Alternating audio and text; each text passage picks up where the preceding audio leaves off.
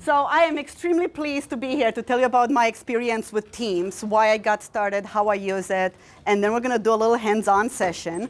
So you should be at the table according to the device you brought in, and if you didn't bring any devices, you should be at this table.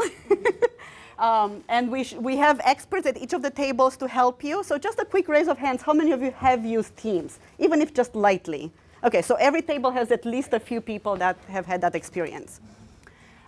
So on the main projectors, you see the PowerPoint that we're going to go through. It's already in Teams, so you're welcome to open it if you want to go through it at your own pace.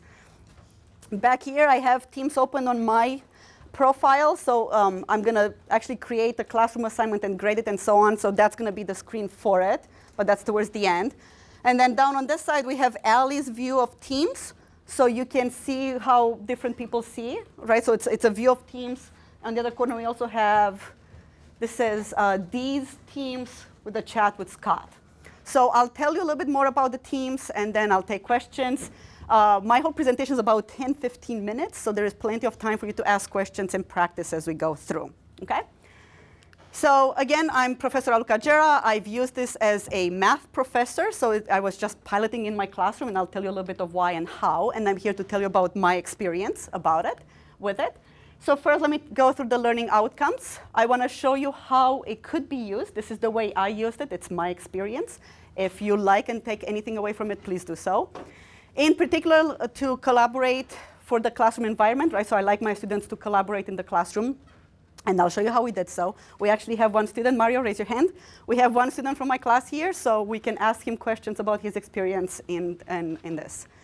We're going to look at rubrics for standardized grading, and I've heard of that from Allie before, but until I tried, I didn't realize how powerful it is and how easy it is to use actually in Teams, and that timely feedback, right? And Mario can tell you, while they were doing their presentations, I was in Teams giving them feedback. By the end of the presentation, they got all of the feedback instantly, so it's fantastic. And thirdly, how to use third-party applications through it. I'm not telling you Teams is the answer for everything, right? There isn't an app, or if there would be an app that has the answer for everything, your cell phone would have just one app, right? All I'm telling you is how I've used it, what worked for me, and how you can integrate other apps through it, like a wrapper, just like your cell phone brings several apps, how you can bring others through this view in Teams so you can use it.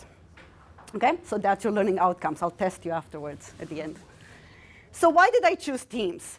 As I took this new job as the associate provost, the amount of emails just increased exponentially. I can't tell you how many calls and emails and meetings I ended up having. And I was looking for a better way to communicate. So how many of you prefer chat over calls? And why? Tell me why you prefer chat versus calls. A phone call, the ringtone it's almost instinctive. I get interrupted. And when I'm working and a little chat window comes up, it's very convenient. Absolutely. Type a quick response. And plus, I don't like to engage for a long time necessarily if I'm working on a project. Yes. So it just works in my workflow. So it's that anytime. It's for whenever you are ready to engage. What else? What else do you like? Why do you like chats versus calls? I like the logging function, persistent nature. Absolutely. You can always go back and see what happened, right? And you can do a chat where it's one person or several people, right? So it makes it a little bit more effective. Well, to me, it makes me more effective because when I see a chat, I have to be short to the point, right? When you type an email, you start typing a lot more, right? So to me, it kept me more succinct, to the point, faster. And one thing that I really like in Teams, just like on your cell phone, when somebody else texts back, and you can't see, but if somebody will text actually Scott, you can see the ellipses at the bottom, so you know there is an answer coming back to you, right? So that tells you you're engaged, don't leave, there is an answer coming back. Versus an email, you shoot the email and you wait and you don't know if it's coming back. A phone is fine, but then you end up socializing. So I prefer to socialize when I want to socialize and then get the work done when I have to get the work done. Another thing that I really liked about Teams is the cloud storage. So how many of you use cloud storage? Okay, that's about half of the room. Fantastic. How comfortable are you with sharing your documents with other people? You are? Okay. So when I first brought cloud storage to my classroom, they didn't like it. They didn't like to give that control and letting other people delete their documents, right? So it took some time to get used to it. And then they realized that I can have my own copy and just update it as I please, right? but that anywhere, right, I can then access them from anywhere is so powerful. And one feature that I looked in Box, which is what I used to use before, is this what I call a live document, right? Mike, what's a live document? Document that's editable live. So he mentioned that to me at first, right, a while back. And I said, yes, that's what we need, right? We need a document that's not static. So having that document and all of us to edit all the time, while it may be a little uncomfortable because you have to watch others make the edits, right? It's so powerful because you can work on it whenever you want to. Now when the previous person is done and passing it to you, right, you have access to it anywhere. And it brings all of our views together in the same time. Otherwise, you task different people with different actions, and then somebody has to put them together and then pass them for revisions one more time, right? So that live editing is just fantastic. And that's what Box didn't have for me. So when I started using this in my job and in my associate provost job, then I brought it to the classroom, I knew we needed that because students create PowerPoints together. And lastly, I wanted something that NPS supported, so I went to ITACS, and Scott said, we have Teams. And more than that, right, that says I have the support of NPS if I have questions, but it's similar to systems I'm already used to, right? So the chat and live editing that I was used from Google Drive. So that's the first two reasons here are the ones that I started bringing them to the classroom. But then as I used it more, I learned of this cross-collaboration, if you want to put it that way, right? So where you can create a chat instantly with any people you want to because you can bring them in through their emails, right? On the cell phone, you need to actually have people's emails. So this allows everybody to be in the same conversation and go back and track the previous conversations. The video is fantastic because when we are in a chat and we can't agree on something, right? You click the video at the bottom and it calls everybody. And you can have an instant meeting, talk about it if desired, and then you can actually even share your screen. And more than that, you can give somebody else control over your mouse, right? So if I share my screen with Allie, I can give her control and she can move her mouse on my screen so I can actually see what she's talking about rather than saying to the top, to the top, to the left, right? So that shared screen and cloud recording is also perfect. I have not used the recording, but I know that I wish sometimes I could record what I teach so people can go back and read it. And lastly, the assignments with rubrics. So I'll show you how to create an assignment. We'll create one. I'll have you guys answer some questions, and then I'll grade it for you, or we'll grade it together. So again, if you're not at the right table, please move around so you can actually practice. And I put you by community so you can support each other throughout, right? I'm going to give you some tasks to do, and it's better if you work with somebody else. OK, so I'm going to play a little video for you on how to actually use Teams. So if you have not used Teams, pay attention to the video. If you have used Teams, I want you to be more engaged in the next activity because we're going to work together. So I would like to poll you all and find out what challenges do you have that potentially, just potentially, Teams might answer for us, right? So I told you for me it was communication, the live editing of the document, right? So although at the bottom it says go to the TLC classroom test, so if you are in Teams, go to it. You can see it on the back. Everybody, that's my view of the team, so you can see it. And just start in that chat adding what challenges do you have or do you see that Teams might just answer it for you. And if you have used Teams, please go ahead and answer those if you want, right? So this is modeling that active learning where I'm not the only one answering the questions. I'm going to let everybody else answer the questions if they have answers to the questions. And then if I would teach, I would just pick on the few that need everybody's attention, right? So that way, the small, short questions get answered by themselves. So what other challenges could potentially be answered by Teams? So in conversations, go ahead and add it. And I will play a little video for those of you that are using it for the first time. Can you play the video? And just so you can see how to actually use it in Teams. Managing classroom conversations in Microsoft Teams. Conversations in Microsoft Teams are a great way to start discussions with the whole class or small groups of students and educators. Conversations let you share documents and multimedia files. You can also post reminders and announcements and engage every voice in your classroom. Let's see how. Each of your team channels has a conversation tab. Channels are a great way to organize small group work or encourage in-depth discussion on specific topics. Let's take a look at the difference between conversations in channels and conversations in group chats. This is a chat. Chats can be one-on-one, like this one, or in groups. And unlike channels, they're private. To add other members to the group, select the Add People icon. Select the New Chat icon at the top of the screen anytime you want to start a new chat with another teacher or student.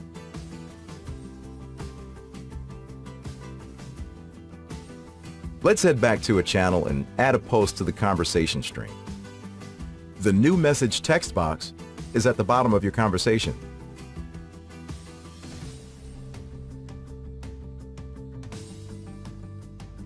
Select the format icon to see all your composing options. Besides simply typing plain text, you can change font colors and size.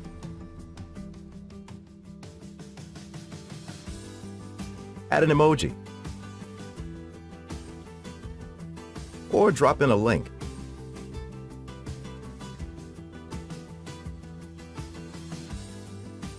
Let's add a sticker too, just for fun. Mark a message is important by adding the exclamation mark. Great for announcements where you really need to get the attention of the whole class. To make sure your message is seen by its intended recipient, use an @ mention. To notify individual people, type @ and their names. To notify an entire team or channel, @ mention that team or channel by name. When in doubt, use @general. That will always notify the entire team so all members see your message. When you're ready to post, select the paper airplane icon or simply press Enter on your keyboard. Send, but you can always select the ellipsis if you need to make any edits. You'll notice that once a conversation really gets going, you may have to expand the messages to see all the replies. Each reply notifies all the people who are participating. They'll see the new replies when they next open Teams. Using Microsoft Teams in the classroom offers a hands-on opportunity to create classroom conversation ground rules and foster digital citizenship. That said, sometimes you'll need to take action to keep your students' conversations respectful, productive, and focused on classroom goals. Selecting the ellipsis gives you the option to mute a student to revoke their posting privileges. And you can also delete an inappropriate message posted in a team channel from here. Need to manage more classroom conversation settings? Select the ellipsis next to your team's name and then choose Manage Team. Here, you can track muted students. You can also manage the permissions your students have for posting, along with who can use @ mentions and more. With Microsoft Teams, you can give all your students an opportunity to make their voices heard. Time to get the discussion started. Thank you. So I'll take questions, comments before we move on to an activity. Sandy. Is it only people with NPS credentials who can use it? So it's anyone that actually has Microsoft Office email, right? So if a different university, if they also use Microsoft Office for their emails, Office 365, okay, then they can join as well. But they have to have Office 365. What about? So Hotmail would work. I don't know who uses Which is Microsoft. Office 365. Has Teams actually been opened up to other Office 365 users outside of NPS? No, it's coming. We're in the middle of preparing just a kind of like a spam filter for email for Teams, putting that in place, and you'll have that in the next couple of weeks. Fantastic. But right now, you have to be within the NPS universe. So it's only NPS right now? Right now, but that's not the... No, because I listened to the general videos, and it says it's anyone with... So right now, your limitations on Teams are you got to be within NPS, and you can't create your own team right now. As soon as we get this threat protection in place, it's going to be open. Be safe. Yep. So Scott, when we're able to open it up, will we ever be able to build functionality like we have with Sakai to invite like NMCI users, like people from other headquarters Yeah. and stuff? As soon as we get that malicious link and malicious content filter in place for it, we can open it up to the outside. Go to the next slide. Absolutely. And Kathy? Should there be a distinction made between the classroom team side and the staff? team side, the difference between them, and which you would use for which? Right. So for me, it's interchangeable, right? I just have a team for each. So if you look on the left, I have all of my teams. You name it whatever you want to. And then the instructor is just whoever is actually in charge of the classroom. So you can have several instructors. So I use them the exact same way. It's just that if you're only a member, you act like a student. And if you're an instructor, then you're actually editing the team. Is that what you're asking? So my understanding is, Scott, maybe there's 4 different kinds of teams. And one of them is the classroom side. So it has something like assignments. Oh, assignments that you're sending up. Okay. So the intent of today's session was for the classroom piece of teams. Yeah, to be clear, a lot of us that are not teaching use just regular teams for projects, and that's a different type of team. So it looks a little bit different on the interface. But when you create the team, you'll decide, hey, do I need a classroom or do I just need a collaboration setting? Okay, and that's what you and I have done, Kathy, in the past. Thank you. I've been given the team and I just used it, so I didn't realize there were different ones. There's a little step in there, what type of team you want. Okay. Yeah. Follow up, Captain, good question. Is there any indication that the NMCI side will let this happen if we want to have them on our team? Once you've got this spam filter in place. They just have to be able to open a web browser. It's all HTML5. If they can go to Chrome, they can be on the site. Okay. So, yeah, we do have some variation from site to site. You're gonna create You're gonna create it on my computer Browser, they can be on the team. when we start talking now. They do not need to download an app to play. So they could even participate in the video parts from their NMCI? Any other questions, thoughts, comments? So that's the first. Go ahead, Sandy. Is there a way to add a signature in chats? For instance, if you wanted people to have your phone number, right? Oh, I see. As opposed to just your email. Just like, so are you talking about your profile, you mean, or within? Outlook, you can add your signature, right? So I don't know if there's a place in Teams where that can reside. So if someone really needed to call you as opposed to. Oh, Just so you know, if you hover. as I tap on the individual users here, so I just tapped on Kristen Solis here, it's showing me her MPS profile. So there's her MPS email, there's her MPS work phone number, there's her address. So it's what's saved in your, because it syncs with your email, right? So it's what it's saved in your profile. And one more question. Yeah. How do you handle version control? It's automatic, right? So you can look at the previous versions in the files. Keep the history. Yeah, there is a button for history. Yeah, you say view in SharePoint. It's all backed by SharePoint, so you just go to a SharePoint site, you'll see all the versions. Just like Dropbox as well. Are you talking about version of Teams or version of documents? Documents, right? Documents. So if I'm editing a long document and I don't want someone else to work on it while I'm editing it because I don't want to have to go over and start over and review again from the beginning. And, if someone jumps into the middle of it and I'm not done editing the whole thing. So how do you control permissions and say, no one can edit this document right now? Because I'm checking it out. So you'll have a couple different options. There's 3 options that when you edit a file that's part of your team. You can edit in the team, or you can edit in Word, for instance. When you hit the edit button, there'll be a little drop down, and you can edit on your Word application, so you just by yourself, or you can edit in the team, and that's when you'll see So the live. let's do that live in a couple of seconds and you'll see it. You can do it. So you can kind of download the version, edit by yourself, and then upload it back. So when you close it, it syncs and it puts it back on the. So I'm happy to show you. So we'll create actually. So we talked about. Oh, I'm sorry, Ali. You're. No, it's okay. Okay. I should go get to it. So the first tab that we talked about is the conversations. The next tab over right there, is the files. So that's where you can create files, share files, and edit files. So if you watch the monitor back here on the back where Dee is working, she's going to create a file and ask you all to edit that file. But you can also just create right now, right, so she's creating an Excel spreadsheet on Sakai's features. So this is for a way for me to collect data as well to see what Sakai features do you like and what features would you like Sakai to have. So in this Excel spreadsheet, right, so this is something that you can actually edit live, so all of you can actually jump on right now. And what do you like about Sakai? So put it in the first column. What would you like Sakai to have that it doesn't have? So we can look and see if actually Teams has that, for example.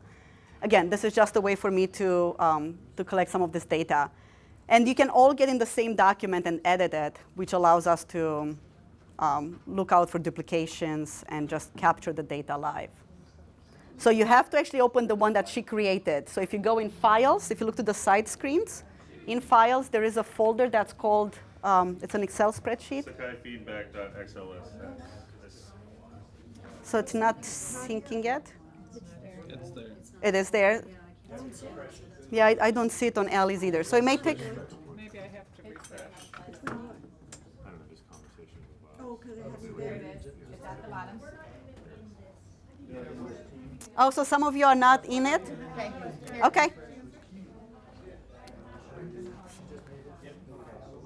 So we'll add you to it. I got it.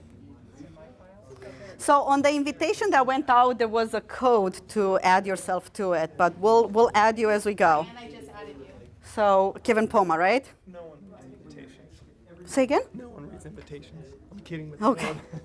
you. Here, I'll let you add yourself. So here, manage members. Actually, I'm sorry, you have to edit members. Anybody else that's not in the team that would like to get into the team?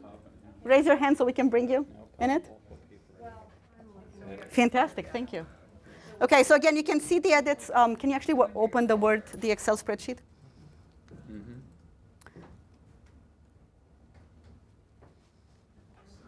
Okay, so I can see different people typing. But you have a different one than she does, huh? That's interesting. I'm seeing what other people are putting in. And I picked. Okay, so back here on Allie's, thank you, you can see people typing multiple new profiles. Say again? 3, Python, TLC. So you're not, and TLC. no, that's a different one that we just invited people to. So here, I'll add it to it. Just go into it. Go into it live.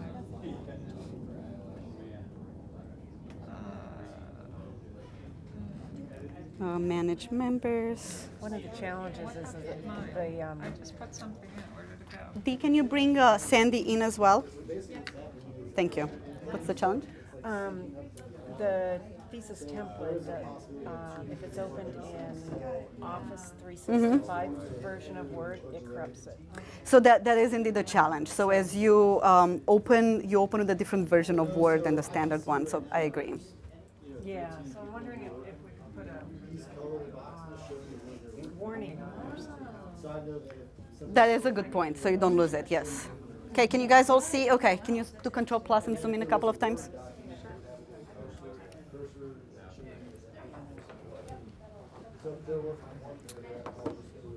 So that's right. So you can see what people type as they type. So this for us. Functionality, I just haven't been able, it wasn't working on my iPad. So it's working now? Yeah, I've never played with it on my iPad. Okay. I downloaded Teams like business room. Do raise your hand if you're stuck, and one of us will come around and unstuck you. Oh, wow, that's so cool. We got lucky having Mario. I know, he's been in my class, so he had to learn it. So what was amazing is when I brought this to the class, in like within 15 minutes, they all had it, all downloaded on it. Like I didn't have to tell them anything. They started working on it right away. So that also shows to me that it's intuitive, right? It's similar to other things that you've used. I do not need to refresh. Or I have very, very smart students, that's right. The view that you're seeing right now on this screen in the back is if you go to edit in Excel online, you see a lot more of the up-to-date. Edit in Teams has just a little bit of a lag with it. It will eventually get there. But just so you see that there are 3 different ways, like Scott was saying, to be able to edit it. Some of you are working with added feature, this version Well, actually, as I was updating PowerPoints online, it gave me extra features that I didn't have in my current version of PowerPoint. So everybody okay with creating a file, sharing a file, editing a file, questions? So those are the most 2 useful features for me, right? The conversations and the files. And then I'll happily show you how I create an assignment and how I grade it. Okay. Just want to make sure everybody's is happy with where we're at so far. Yep, Justin. So I just got kicked out of editing saying somebody else added a feature to the workbook that this version doesn't support. So we can't edit anymore. So one of the things when we have, clearly right now, you have, 20, 25 people all at one time editing a single document. So when you have Excel, if you're in Excel online, and then you also have someone editing in Excel on their desktop, if it's Excel for Mac versus Excel for PC, they're two different Versions. Excels. They're two different versions. So if you add a feature that is unique to Excel on a Mac, and you try and merge it with a PC, that can create some hiccups with it. And that's why a lot of the collaboration that they're saying is if you can do it within Teams itself, it's uniform across. And so it's, but again, most situations you don't have 25 people instantaneously. I was going to say, this is the first time I've tested with this many people. My class doesn't have this many people. So I'm... So you do. Yep, So, yep. And one of the workarounds around that is that if you have someone that you know are going to be two independent, so if you have a Mac user and a Windows user, the Mac user, if they edit in Excel for Mac and save it, it will save correctly to the Windows person. But if you have the Mac and the Windows at the same time trying to add different features at the very same time, there are some hiccups that go with it, just like in any collaborative environment when you have the different capabilities. Yeah, Tom. So on that screen, somebody wrote in script. Yes. Ooh, fantastic. I didn't see that. And that's So if you have a pen, is that you? I wrote wow. I wrote wow.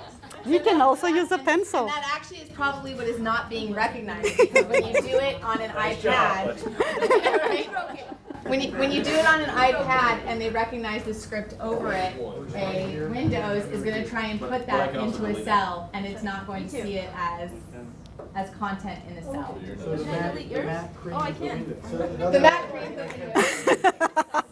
window. You download it. I got it working here and it failed here. Yes. Isn't that fun? So the Mac. It's the iOS. So get an iPhone. So you gotta have. Yep. Another side effect of that is now we actually have two, if you refresh this view, we have two different Excel spreadsheets that are being worked on. Oh, are they? So if we were in two groups, for example, working on them, then we're gonna have two things that are not Diverging. So again, understand the limitations of it. Hopefully you don't have this many people working on the same document, right? If so, you should break them into teams. But I wanted you to experience that. Okay, so last questions on editing the documents and the files. Folders. So just be careful. So some people have created their folders. Be careful what you upload in the folder, because anyone can access that. They can also delete it, right? So if you are one of these people that really want to have control of your data, do have a separate folder. Don't put all your data there. But for us, it was very useful. And Mario can tell you in the class, right, they have to exchange code, data, lots of data. So every single student had a folder for himself. And then I could grab the data and analyze it just to validate that indeed what they turned in the PowerPoint is what they should have. Can you change permissions to, depending on students or, what is it, participants and? Members and edit. Contributors or something? Yeah, contributors, right. Yeah. Owners. The generic terms, but I think in the on the classroom side, it's teacher and student. Okay, but you can still change permissions to have a certain folder where nobody can edit, so it's your static information, yeah. Not static, so it's protected. It's under managed team, but you have to be one of the owners to do so, right? Because the owners are the instructors. Or if it's a team you're using as not a classroom, rather as a team, a regular team, then you would be owning the team that you created. And then again, so you don't have to put everything in a team, right? So all the way to the left, you have the chat, and then you have the teams. So you can just quickly create a chat and exchange information with several people without having to create the teams. The teams are more committed. You're committing yourself to this. The chat is more on the spot. But you can start a conversation, you can start a video in either one of them and share your screen to share the information. You're having fun with this, aren't you? On somebody else's account too. Nobody knows who you are, right? You're undercover. Okay.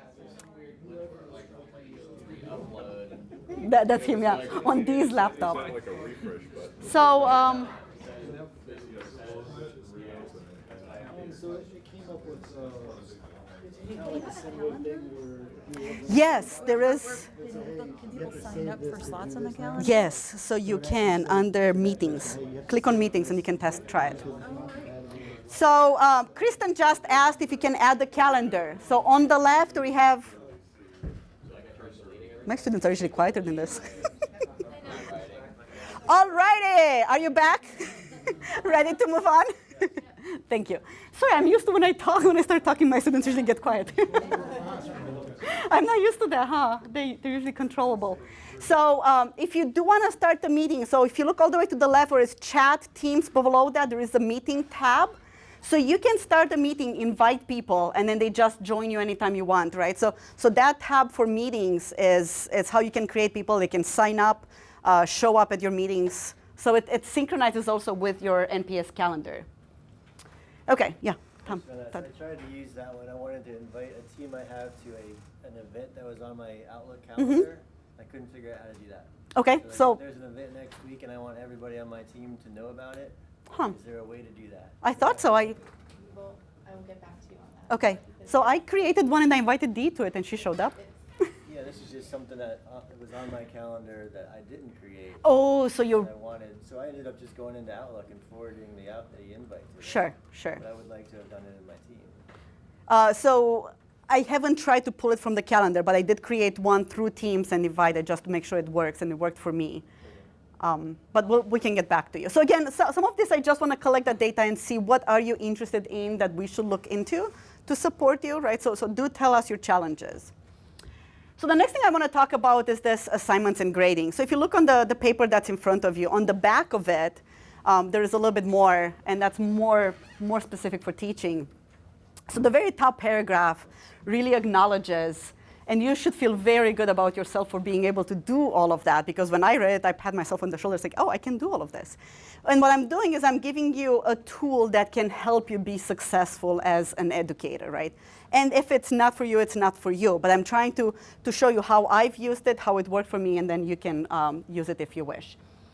Below that, you also have student comments, right? So again, and we have Mario here, so we can ask him more questions. But those are all the student comments from this class that I just finished teaching this quarter, okay? So I'm going to show you how we create an assignment and grade it, and then we're going to create one and grade it.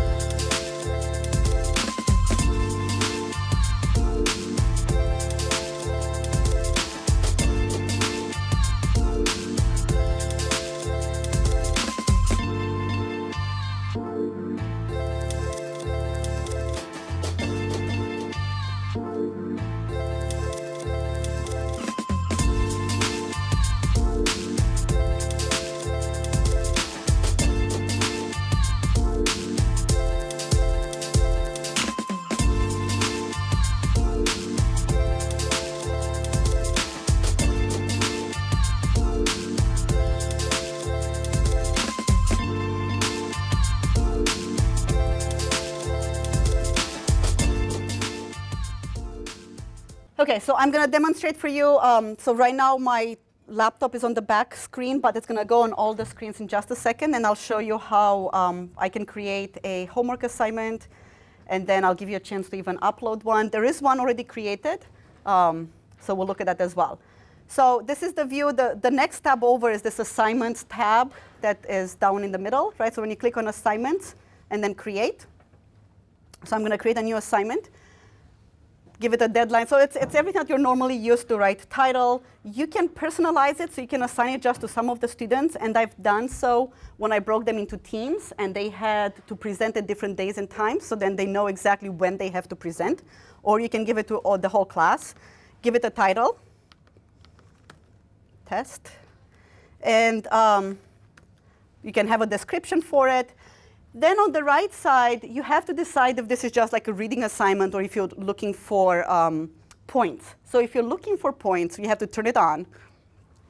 I'm going to zoom in a little bit so you can see a little bit better. So you can turn it on for points. Then you can decide how many points it's worth it, right? So every single assignment can have different points.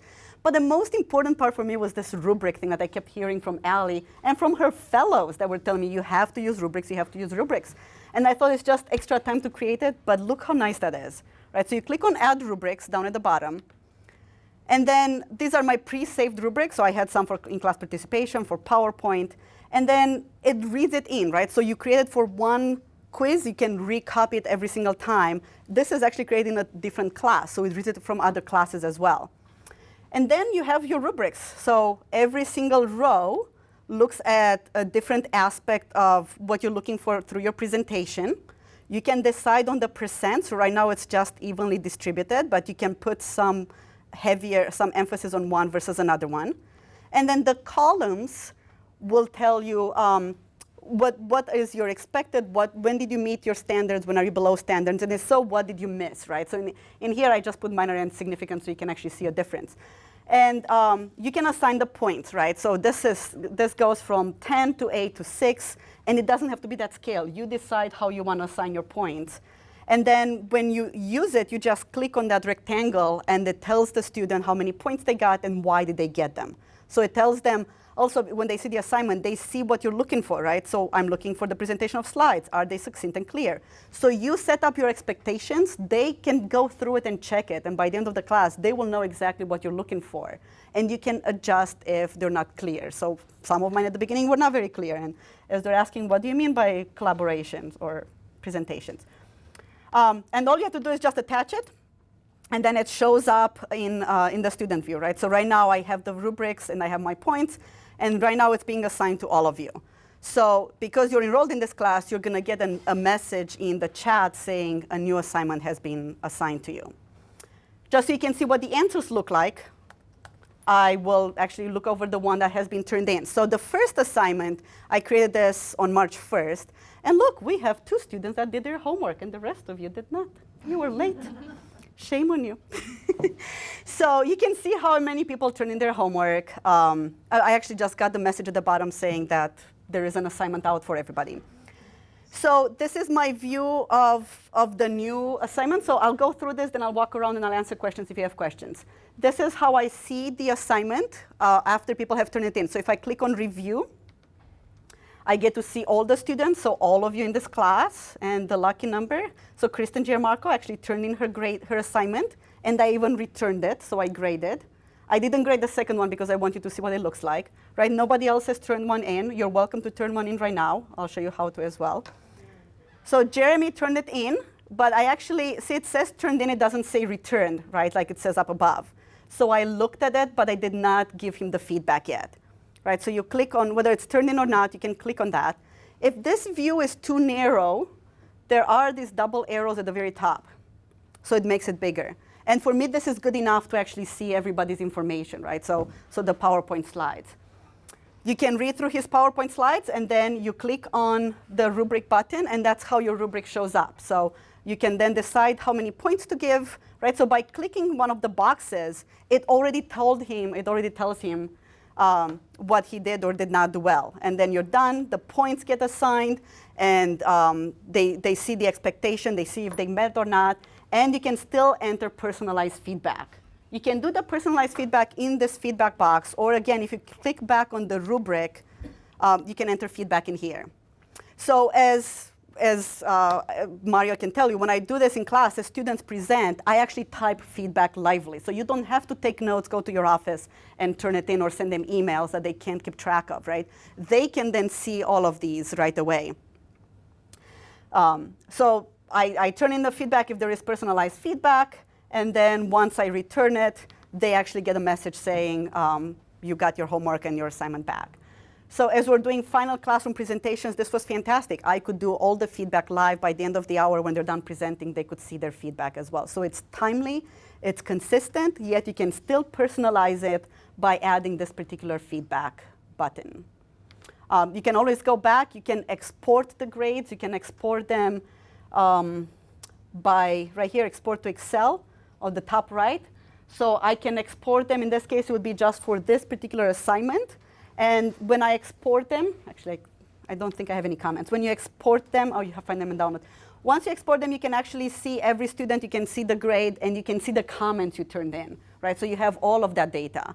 Or if you go back to the whole tab of assignments, you can export all of them together, right? So it's not just by assignment. I can export them all. So there are different views as well if this helps you better. Okay, so with that in mind, I'll take questions. I'll let you submit an answer. Oh, look at that. We have 5 people that turned it in today. Thank you for being so timely. I appreciate it. Okay, so let's see. We're going to pick on April. So she also did the PowerPoint. And it doesn't have to be a PowerPoint, but that's... I have no idea what's on this. Oh, I do not like that one. So when I look at her rubric, I like what she said, but you know what? So look at my rubrics. Do you see what the very right one says? Well, I appreciate your feedback, but that's not what I was asking for. And it's so funny because in math, sometimes they do answer a different question.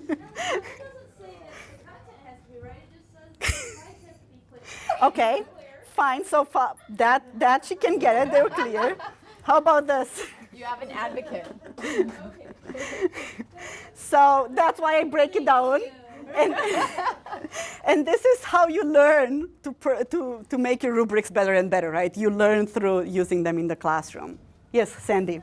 So it doesn't allow, under file type, it doesn't allow a PDF to be uploaded? Only Word, PowerPoint, or Excel? I uploaded a PDF, so it worked for me. Actually, just did it, I think. What if you just want text and you don't want them to put in attachment? Yeah, was there a choice to let us use a text box to just Do you know? enter? There is, so that's some stuff we're investigating through the class notebook.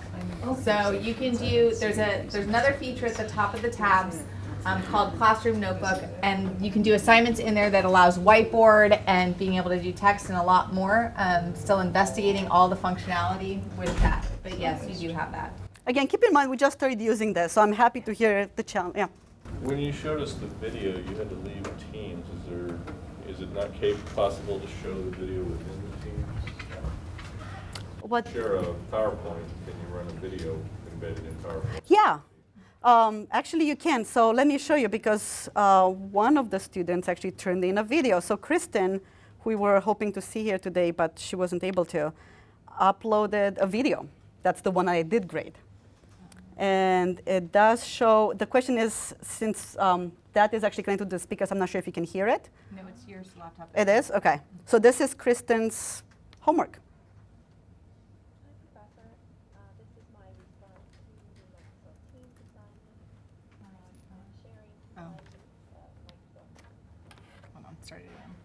Okay, sorry, give me a second. But so the point is, yes, you can play the video.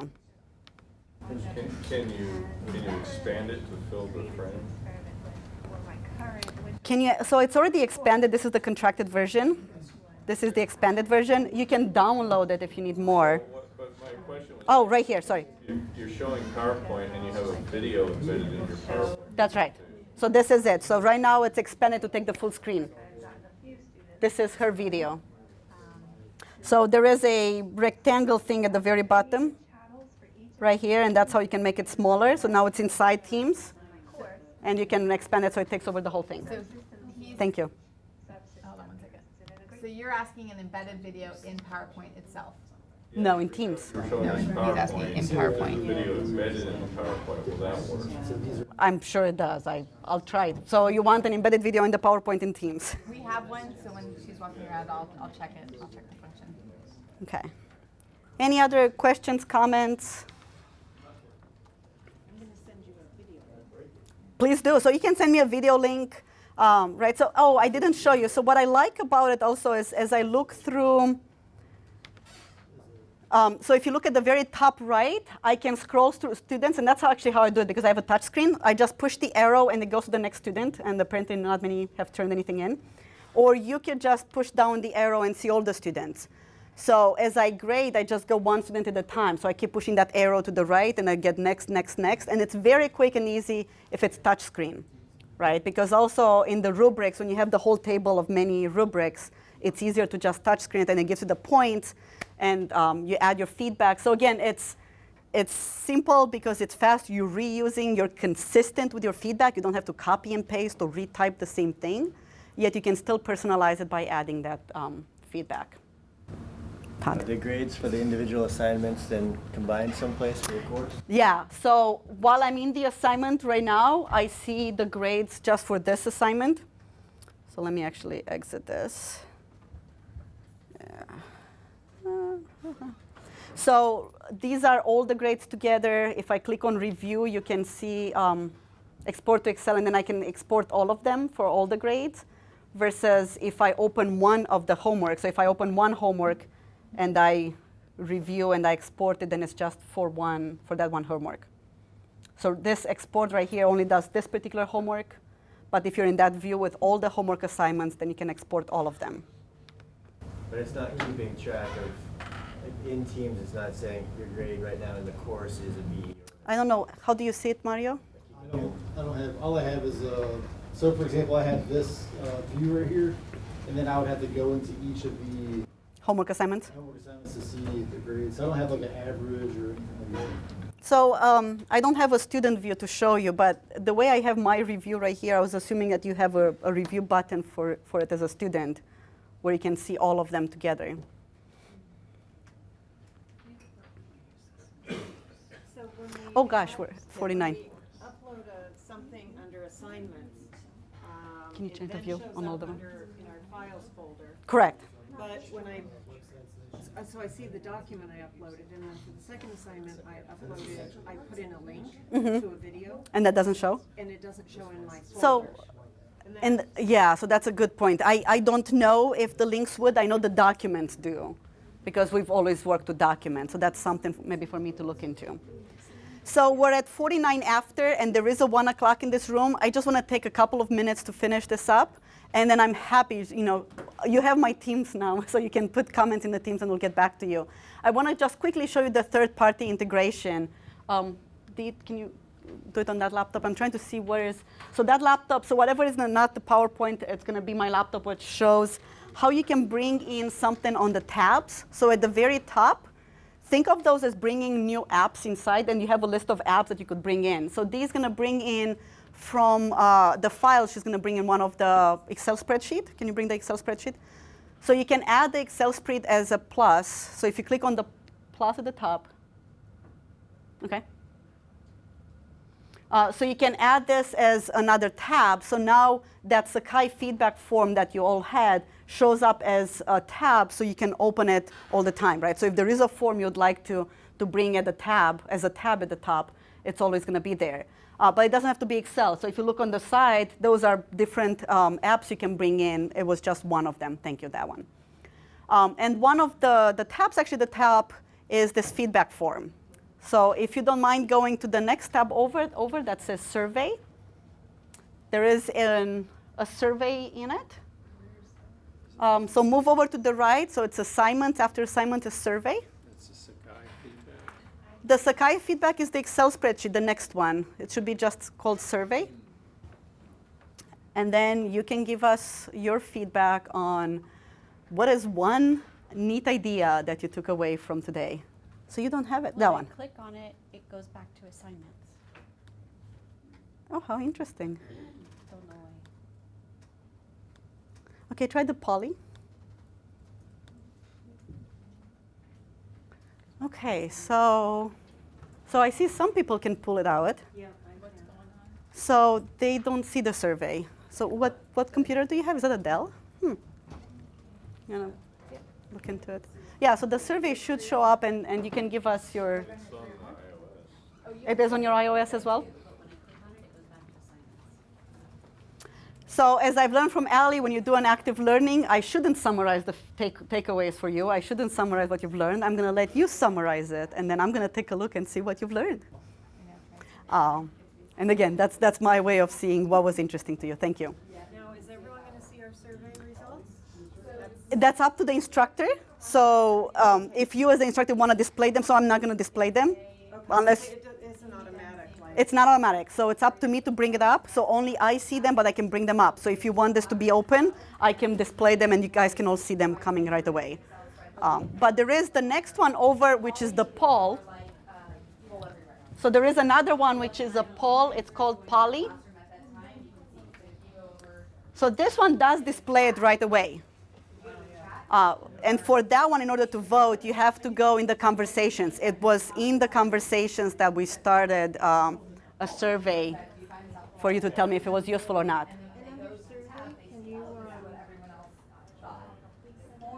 Can you tailor what it says on the survey? Yes, that was something that we pre-created just to move faster. But yes, absolutely.